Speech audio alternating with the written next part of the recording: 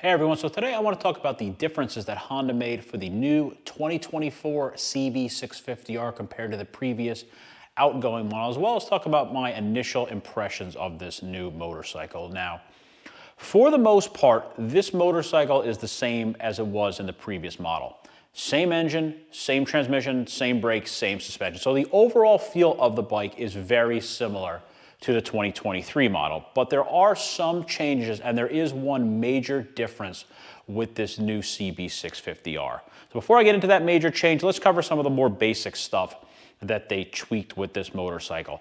Now, obviously you have a brand new color. This is a pearl smoky gray, they call it. Obviously a very light colored gray. This is the only color available for the North American market. In Europe, I believe there's 4 different colors available. Here in North America, we only get one.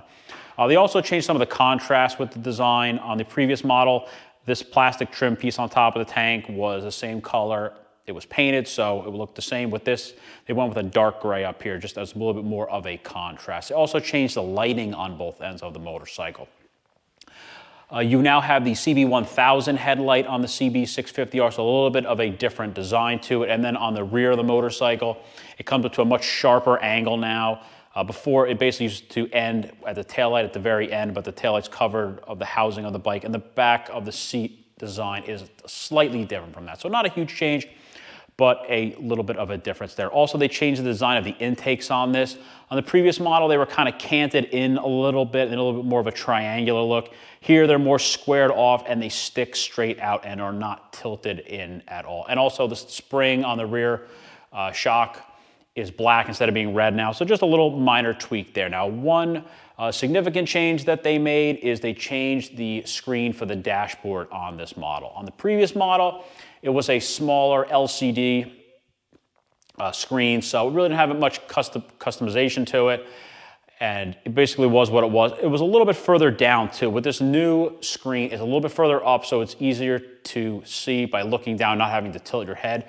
But it's a physically larger screen, and this is a TFT, meaning this is a color screen. So, and it's a digital screen, so because of that, it's got more adjustability to it. It's brighter, it's easier to see. It's a much nicer screen.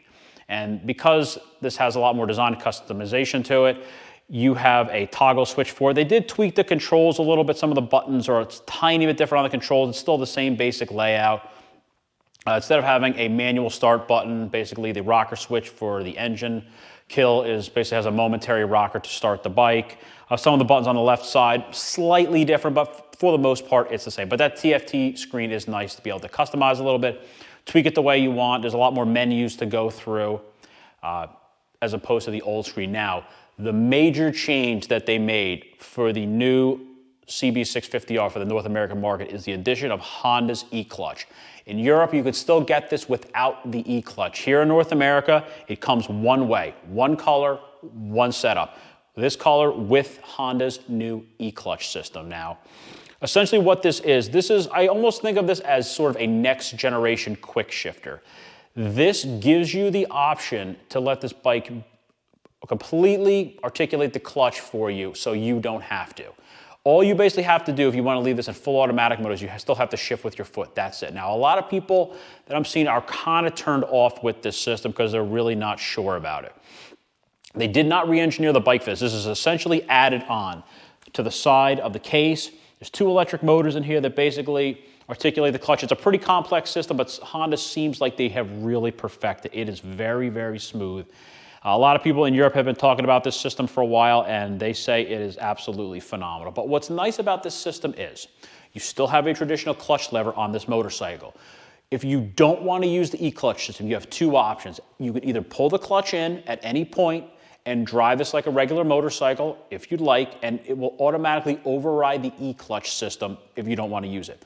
Also, you can go into the screen, into the dashboard, and completely turn the system off. So if you don't want to use it, you can completely turn it off, and this will ride the way a regular manual transmission motorcycle will ride. It's as simple as that. Now, the e-clutch system, like I said, all you need to do is use your foot. Essentially, what you can do with this motorcycle, with this e-clutch system is, you never have to pull the clutch lever in if you don't want to. If you're stopped, you're in neutral, you're just starting to get the bike going, You put the motorcycle into first gear, and you never have to pull the clutch lever in, and it will not stall. Now, if you pull the clutch lever in and put it in gear and let the clutch go, it will stall because it essentially overrode the system because you pulled the clutch in. But if you don't, you start the bike as normal, in neutral, put it into first gear, and just pull away, and it is very smooth. Now, I've only had a chance to ride this bike once because I just picked it up from the dealer, but I took it on a nice little leisurely back roads ride to kind of test the e-clutch system out. And I will tell you, even if you're an experienced rider, there is a learning curve to this e-clutch system, just because you're basically,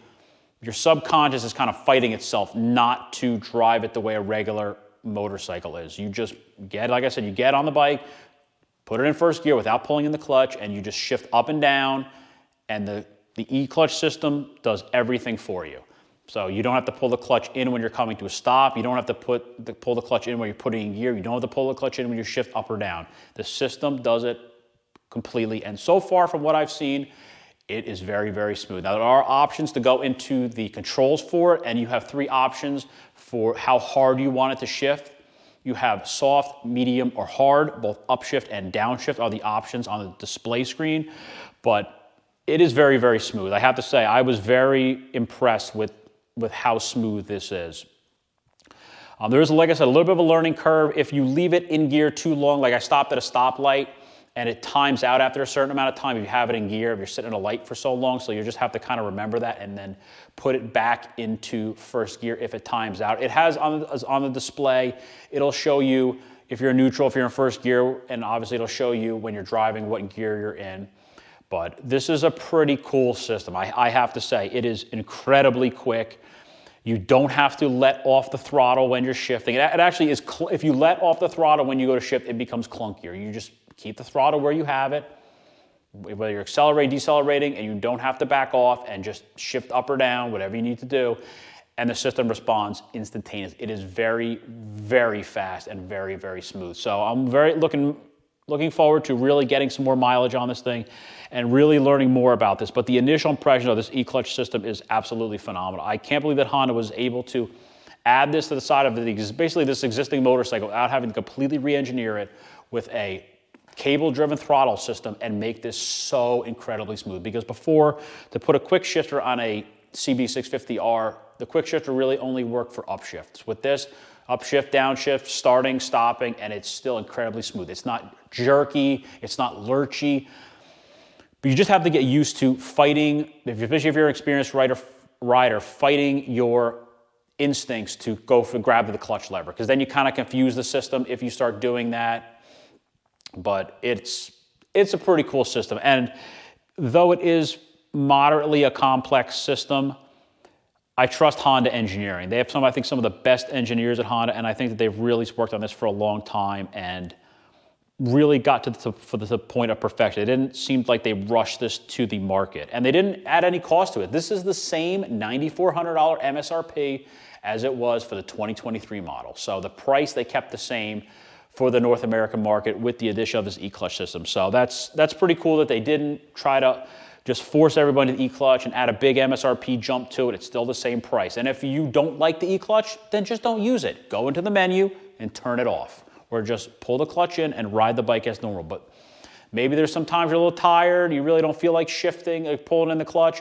All you have to do when it's in full automatic mode is shift it up and down with your foot. That's it. You never have to grab the clutch lever ever. And so it's basically a semi-automatic motorcycle there are some times where I think it's nice where you just don't want to go for the clutch lever. All you have to do is shift with your foot, and it does it very, very smooth. So I'll probably do some more videos on this thing once I start getting some more miles on it and really start to use the system and start getting a little bit more familiar with it. I'm trying to still get a little bit more familiar with it as second nature and not have the tendency to go grab the clutch like I did a couple times the first time I was driving it. But after a few minutes, I started kind of getting the hang of it, and it's really cool, I have to say. This is basically, like I said, this is the next generation quick shifter, basically. And this is pretty incredible that they were able to add this onto the side of the bike and have it work as well as it does. And I know a lot of people were concerned whether this would interfere with your foot. It does not. It is in front of your feet, so it doesn't interfere in any way. It does stick off the bike a little bit further, but it does not interfere with your foot or your leg at all. It's kind of close to it, but it's not in the way at all. So, like I said, I'll do some more updates on this as I start to ride it, but I'm very impressed with this new bike. I think they made some great changes that make the bike look better and make it a much easier bike to ride, especially in a more sporty fashion. So I hope you enjoyed the video. Thanks for watching.